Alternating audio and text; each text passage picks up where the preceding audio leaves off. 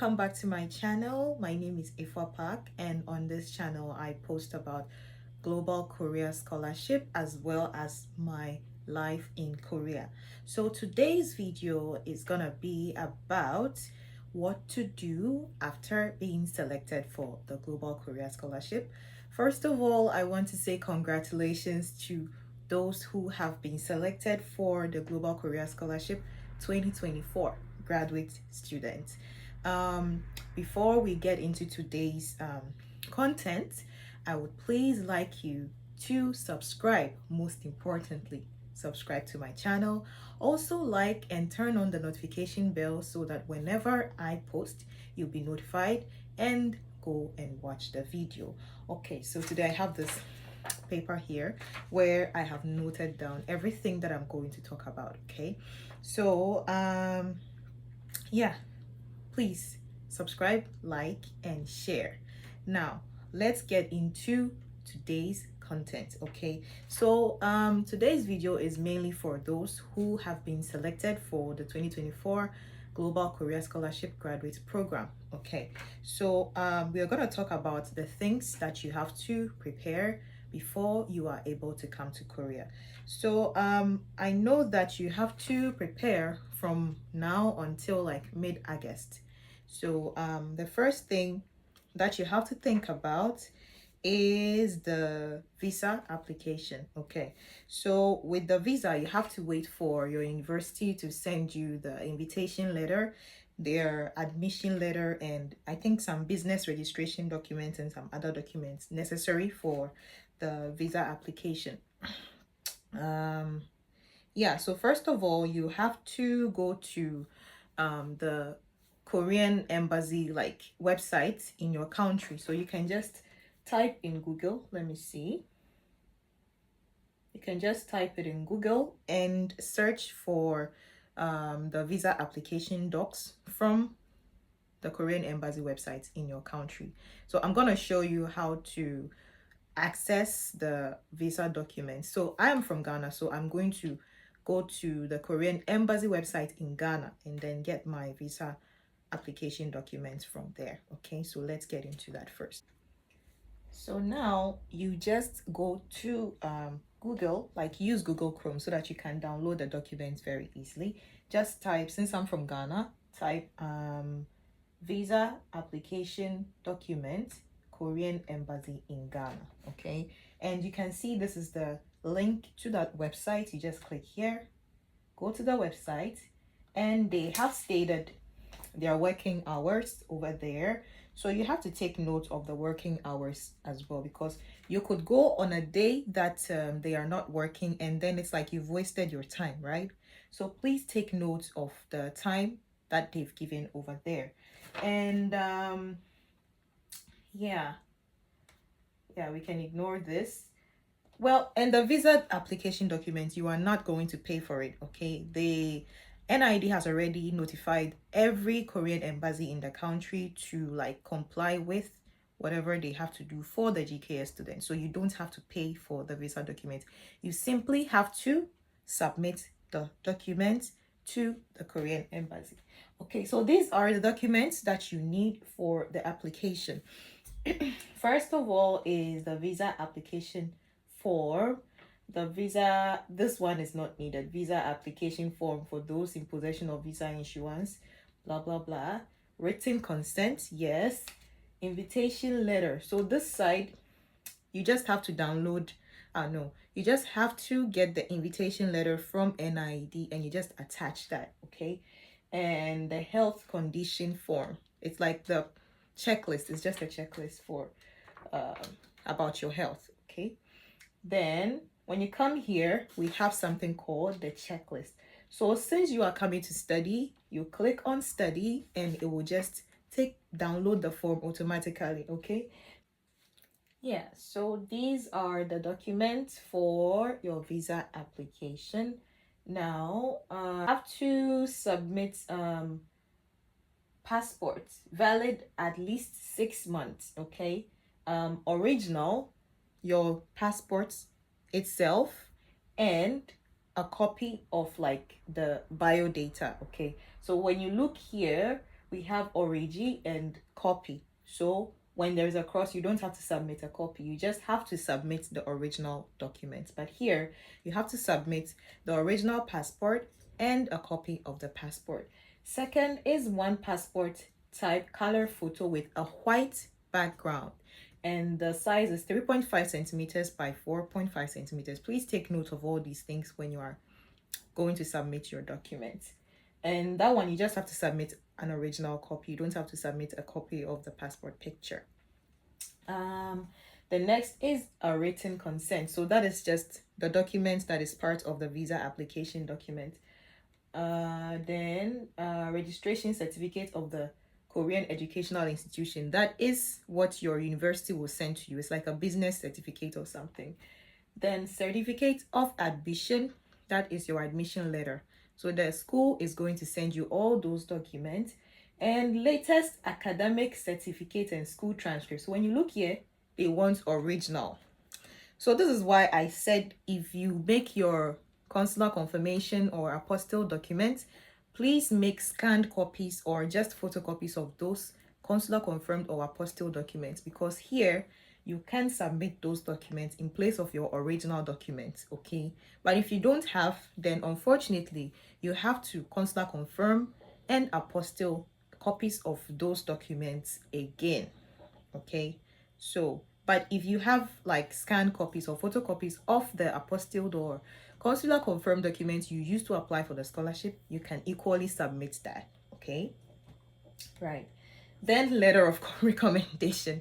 Unfortunately, you have to go back to your professor to write a new recommendation letter for you to add to the application document. Then you can ignore this side, okay? Personal bank account statement. It's a scholarship, so you can ignore that side. Then dormitory or residence, ignore that side as well. Then detailed study plan. I'm sure you already have a copy of your study plan, so just submit that, okay? Then lastly, round trip flight schedule. So with this one, you can just go online, maybe Qatar Airways, Ethiopian Airlines, or whatever, and just get a flight information, like on the date that you are leaving and the date that you're going to arrive, just some flight information, like a ticket. It's not really a ticket, but it's more like a flight information that you haven't paid for yet, okay? So just a copy, color photocopy of that, and you attach that to the documents that you're using to apply for the scholarship. Now let's move to the written consent. Now this is the written consent. So they've already typed out everything, and you have to put your name here, sign, your passport number, and the date that you are going to submit the document, okay? This is just about the written consent. Then let's look at the visa application form. So the visa application, everything is in PDF. So unfortunately, you have to write it out, okay? And they have stated on the website that please write clearly, okay? So that they don't make any mistake when they are typing out your information. You wouldn't want to have a problem like that. So please take your time and fill the form, like put your all in it when you're filling the form, all right? Okay, so this is the visa application form. Here the photo is the same as the application checklist, the picture that they want, okay? Then yeah, you have to fill all these, your family name, blah blah blah. So please take your time and fill the forms, okay? Yeah, after you print it out and arrange them according to the checklist, just as the same way that you arrange your documents when you were applying for the scholarship. So go according to the application checklist. Let's take a look at the health condition report form as well. Yeah, so here you just have to fill your name and your information, and like here, just like when you were applying for the scholarship, if you have any sickness you check, if not, just leave it, and yeah, you just sign and attach all those documents. Now this is like letter of invitation, but that one NID will send it to you, so you just make copies and send the a copy of that to the Korean embassy. Please make sure that all the documents that are sent to you by your university are printed in color. Okay, don't send anything black and white to the Korean embassy. So that is all with the visa application. Let me see if there's anything else that I missed. Yeah, I think I'm done with the visa issue. Now, I want to advise those who are gonna come here, okay? So please, like, studying Korean language isn't easy at all, especially if you are a total beginner. So I would advise you to please just start studying the language, maybe like the Hangul and maybe just some basic phrases and like words, okay? Like, just get yourself familiar with the beginner level of Korean language, because I'm telling you, it is not easy. Okay, I don't want you to have a very hard time when you start your Korean language program. It is not easy at all. Even for me, I started learning Korean a bit before I came here, and for me, it wasn't easy. So please, I know how hard it was for some friends of mine who were total beginners. So it's good that you familiarize yourself with the language before you come to Korea. And yeah. Okay. And with the dorm, yes, the dorm, you have to stay in the dorm for like a year during the language school, because it's a policy. It's in the important document. We are gonna read the important document as well. Okay, we are gonna read the important documents that NID attached to the forms that were given to those who were selected. And yeah, so if you want to stay outside the dorm, it would have to be after 6 months of language school. Okay, and even after the 6 months, you have to have topic level 3 before your language school will allow you to stay outside the dorm. And for me, I personally would advise you to stay in the dorm for 1 year and then save up your money, so that after a year, when you're done and you're going to start your master's or PhD, you'll be able to have enough money for your deposits when, in case you want to move into a one-room studio apartment. Okay, right, so this is all that I have for, yeah, just some advices that I wanted to give. And yeah, now let's go to the important notice that NID attached to the document. Let's break it down. So this is the important document that was attached to the list of the final selected students.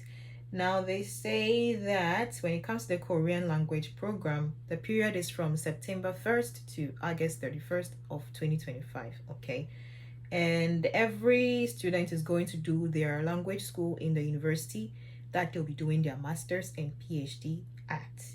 Now you should attain at least topic level 3 by the time you are done with the Korean language. So you write topic probably 2025 January, April, May, and you must have topic level 3 by like June. The May results will be released in June, and you should get your topic level 3 by then, else you cannot start your master's degree or your PhD. And if you are not able to, at least if you're not able to get topic level 3, you should have at least 84 points out of 300 to be able to extend extra 6 months to do the language studies and get topic level 3. If you're not able to get the 84 points by like after writing the May topic, I'm afraid your scholarship will be terminated. So please, that's why I'm saying you should study very hard when it comes to the Korean language, because it is not easy at all, especially the Korean language exam. It is not easy. So please, it's good to learn the language in advance before you come to Korea. Okay, right. And yeah, scholars who achieve topic level 5 or 6 within the first 6 months of the Korean language program must start their degree program in the following semester. In this case, Even though a scholar's language program period is reduced to 6 months, the degree program period will remain the same. Okay, so if you're able to get topic level 5 or 6 within the first 6 months, you have to start your master's or PhD right away. And when it comes to accommodation, as I said earlier, GKS scholars are required to live on campus in the dormitory, usually with roommates during their Korean language program. To live off campus, scholars must obtain approval from the Korean language institution and possess a valid topic level 3 certificate, as I said earlier. The scholarship does not cover the dormitory fee, so they are going to subtract your dorm fees from your stipend, okay? And let's see, we will only be provided, please note that scholarship funds, including monthly stipend, will only be provided after a scholar opens a bank account in Korea. One can open a bank account after issuance of ID, that is the ARC, okay? And this procedure may take 1 to 3 months depending on the individual circumstances.